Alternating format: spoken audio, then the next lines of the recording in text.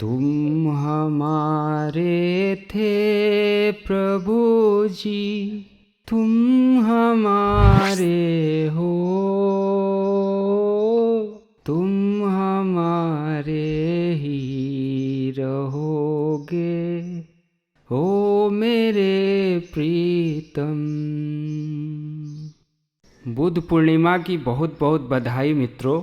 बुद्ध का ज्ञान लोगों को जीवन की राह दिखाते हैं। भगवान बुद्ध ने पूरी दुनिया को करुणा और सहिष्णुता के लिए प्रेरित किया। भगवान बुद्ध कौन है और कहाँ प्रकट हुए और इनकी 4 पत्नियाँ हर एक मनुष्य की होती हैं का क्या संदेश था, आइए हम एक एक करके जानते हैं। उससे पहले मैं बता दूं मित्रों, भगवान बुद्ध विष्णु के 24 अवतारों में से एक कहे जाते हैं, किंतु वैष्णव धर्म में इनकी मान्यता नहीं दी जाती है। तो कहानी शुरू करने से पहले स्वागत करते हैं आपका हिंदुओं तक चैनल पे। जय श्री राम।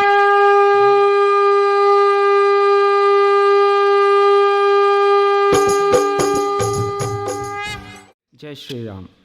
भगवान बुद्ध सहिष्णुता का संदेश तो दिए, किंतु सहिष्णुता के साथ साथ मायावाद जब फैला था तो भगवान बुद्ध ने मायावाद को रोकने के लिए, उस समय जो लोग थे वे खुद के भगवान मानने लगे, तो भगवान बुद्ध ने अवतरित हुए और बोले कि तुम्हारे बियॉन्ड भी कोई भगवान है, तुम्हारे अलग भी कोई भगवान है, तुम उसे मानो। तो इसलिए मित्रों, वैष्णव धर्म इसे जो है स्वीकार नहीं करता है कि हम स्वयं भगवान हैं और भगवान निराकार नहीं होते। जैसा कि भगवान बुद्ध ने कहा, भगवान का कोई रूप आकार नहीं है।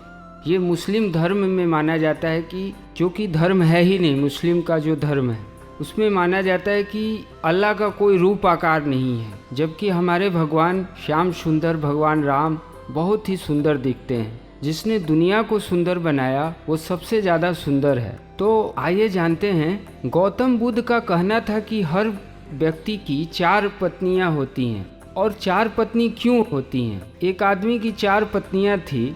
प्राचीन भारत में सामाजिक व्यवस्था ऐसी थी कि जहां एक पुरुष कई पत्नी रख सकता, किंतु आज के समय में हिंदू धर्म में सिर्फ एक पत्नी, और एक पत्नी के अलावा यदि हम किसी के साथ संबंध रखते हैं तो वो पाप माना जाता है। तो समय बीतने पर वो व्यक्ति एक दिन बीमार पड़ गया, उसको अपनी मौत करीब दिखने लगी। जीवन के अंत में वो बहुत अकेलापन महसूस करने लगा। उसने अपनी पहली पत्नी को बुलाया और उसे अपने साथ दुनिया में चलने को कहा। उसने कहा, प्यारी पत्नी, मैं दिन रात तुमसे प्यार किया, जीवन भर तुम्हारा ख्याल रखा, अब मैं मरने वाला हूँ, क्या तुम मेरे साथ चलोगी जहाँ मैं मृत्यु के बाद जाऊँगा? उसे उम्मीद थी कि पहली पत्नी का जवाब हाँ होगा, लेकिन उसने जवाब दिया, मेरे प्यारे पति, मुझे पता है आप मुझसे हमेशा प्यार करते, अब आपका अंत करीब है, ऐसे में आपका अलग होने का समय आ गया है। मैं तो बहुत सुंदर हूँ, जो पहली पत्नी थी वो बहुत सुंदर थी, मुझे तो कोई भी रख लेगा, मैं कहाँ तक जाऊँगी? तो इस तरह से उसने इनकार कर दिया पहली पत्नी ने। वो बहुत दुखी हुआ, दुखी होकर रोने लगा। तो उस व्यक्ति ने सोचा, दूसरी पत्नी को बुलाया, बोला मैं इससे ज़्यादा प्यार करता हूँ। तो दूसरी पत्नी से कहा कि मेरे मरने के बाद मैं जहाँ जाऊँगा क्या तुम वहाँ चलोगी? तो दूसरी पत्नी ने जवाब दिया, प्रिय पति, आपकी पहली पत्नी ने आपकी मृत्यु के बाद आपका साथ देने का इनकार कर दिया, तो फिर भला मैं कैसे जा सकती हूँ? मैं आपके साथ शमशान तक चल सकती हूँ, इसके अलावा आपके साथ मैं नहीं जा सकती हूँ। मित्रों, इस तरह से दूसरी पत्नी ने भी इनकार कर दिया। तो आंखें उनकी भर आई और उस व्यक्ति ने तीसरी पत्नी को बुलाया और पूछा, मृत्यु शैया पे जब वो मर रहा था, कहा, आंखें भरकर कहा, मेरी प्रिय पत्नी, मैं आपसे बहुत प्यार किया, जीवन भर आपका ख्याल रखा, तो क्या मेरे साथ तुम चलोगी? तीसरी पत्नी ने कहा कि मैं आपका शरीर जब तक जल नहीं जाता तब तक आपके साथ रहूंगी। इस तरह से वो आदमी बहुत निराश हुआ। उसने चौथी पत्नी, जो सुंदर नहीं थी, देखने में अच्छी नहीं लगती थी, उसे कभी ध्यान नहीं दिया और कभी उसे पूछता भी नहीं था, कभी कोई सामान नहीं लाता था उसके लिए। उसे बुलाया, सोचा एक बार अंतिम बार इससे भी पूछ लूं।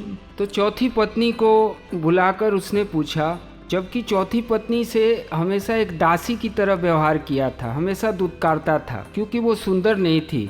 3 पत्नियां जो थी वो काफ़ी खूबसूरत थी, लेकिन चौथी पत्नी खूबसूरत नहीं थी, इसीलिए वो दुत्कारता था। बोला ये क्या जाएगी जब 3 पत्नियों ने मना कर दिया तो। फिर भी सोचा पूछ ही लेता हूँ।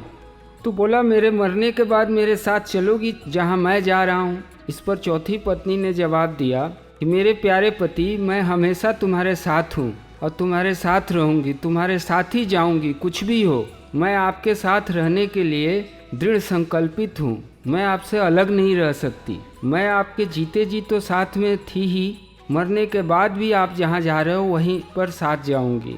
ये कहानी मित्रों हम सबकी है। इन 4 पत्नियों का क्या मतलब गौतम बुद्ध ने हमें बताया कहानी समाप्त करते हुए। प्रत्येक पुरुष के जीवन में 4 पत्नियां होती हैं या पति होते हैं। पहली पत्नी हमारा धन होता है, जो सबसे ज़्यादा सुंदर होता है, मरने के बाद उसे कोई भी रख लेता है। दूसरी पत्नी जिसे धन से हम दिन रात प्यार करते हैं, लेकिन मरने के बाद उसे कोई भी रख लेता है। दूसरी पत्नी जो थी वह हमारी दूसरी जो पत्नी हमारे रिश्तेदार होते हैं, घर वाले होते हैं, प्रियजन होते हैं, हमारे माता पिताजी, भाई बहन सभी होते हैं, जो सबके सामने मृत्यु होती है वो सिर्फ देखते रहते हैं। और वो कहाँ तक जाते हैं? सिर्फ शमशान तक। वो हमारी दूसरी पत्नी है या पति हैं। वो शमशान तक तो जाएंगे, इससे आगे वे नहीं जा सकते। जो तीसरी पत्नी थी हमें संदेश दिया, वो हमारा खुद का शरीर होता है। मित्रों, हिंदू धर्म में ये शरीर भी हमारा नहीं होता है। तो ये शरीर जैसे ही जिसे हम दिन रात सजाते हैं, खा पी कर, एक्सरसाइज करके, जिम कर कर, योगा करके अच्छे से सजाते हैं, वो शरीर एक दिन जल जाता है। तो ये शरीर भी हमारा साथ छोड़ देता है। चौथी पत्नी जो होती है वो स्वयं हमारे भगवान होते हैं, भगवान श्री राम कृष्ण। तो चौथी पत्नी जो होते हैं भगवान होते हैं, जो कहते हैं कि मैं तुम्हारे साथ था। भगवान गीता में कहते हैं कि अर्जुन, कभी ऐसा नहीं हुआ कि मैं न रहा हूँ या तुम नहीं रहे हो या नहीं रहोगे या मैं तुम्हारे साथ नहीं रहूँगा। तुम जहाँ भी रहोगे, जिस योनि में रहोगे, यदि हम सूअर बनकर भी रहेंगे, कुत्ते बनकर भी, बिल्ली बनकर भी रहेंगे, तो भगवान हमारे हृदय में हमेशा निवास करते हैं। और यदि हम नरक में जाते हैं तो भी भगवान हमारे साथ निवास करते हैं, सिर्फ देखते रहते हैं दृष्टा बनकर। तो भगवान हमारा साथ कभी नहीं छोड़ते, जिससे हम मुंह घुमाए रहते हैं 360 डिग्री में। तो इसीलिए मित्रों, गौतम बुद्ध ने बहुत ही सुंदर संदेश दिया कि हमें सबसे ज़्यादा किससे प्यार करना चाहिए, जो हमारा साथ न छोड़े। वो स्वयं भगवान है। इसीलिए मित्रों, भगवान श्री राम कृष्ण को हमें सबसे ज़्यादा प्यार करना चाहिए। बाकी सब छोड़ने वाले हैं, वो तीनों पत्नी के समान हैं। तो मित्रों, आपको हमारा ये कहानी कैसा लगा? अगर आपको पसंद आए तो लाइक, शेयर और सब्सक्राइब करें और नीचे दिए गए बॉक्स में कमेंट जरूर करें, ताकि इसी तरह की वीडियो हम आपके पास लेकर आते रहें। और मित्रों, ज़्यादा से ज़्यादा आप अपने व्हाट्सएप ग्रुप पे मित्रों को शेयर करें, ताकि पता चले कि हमारा सच्चा प्रेमी, सच्चा हितैषी कौन है। जय श्री राम। इसलिए भक्तगण कहते हैं, तुम हमारे थे प्रभु जी, तुम हमारे हो, तुम हमारे ही रहोगे, ओ मेरे प्रीतम। हम तुम्हारे थे प्रभु जी, हम तुम्हारे हैं, हम तुम्हारे ही रहेंगे, ओ मेरे प्रीतम। तो भगवान का मित्रों हमारा ऐसा साथ है जो हमेशा थे, हैं और रहेंगे, मरने के बाद भी और मरने से पहले भी। ये शरीर, ये धन, ये रिश्तेदार, ये सब कुछ छोड़कर जाने वाले हैं। ये कोई साथ देने वाला नहीं है। ये शरीर भी हमारा नहीं है, ये भी एक दिन जल जाएगा। तो मित्रों, इस कहानी से हमें यही सीख मिलती है कि हमारा सच्चा प्रेम सिर्फ ईश्वर से यानी राम कृष्ण से होना चाहिए। जय श्री राम।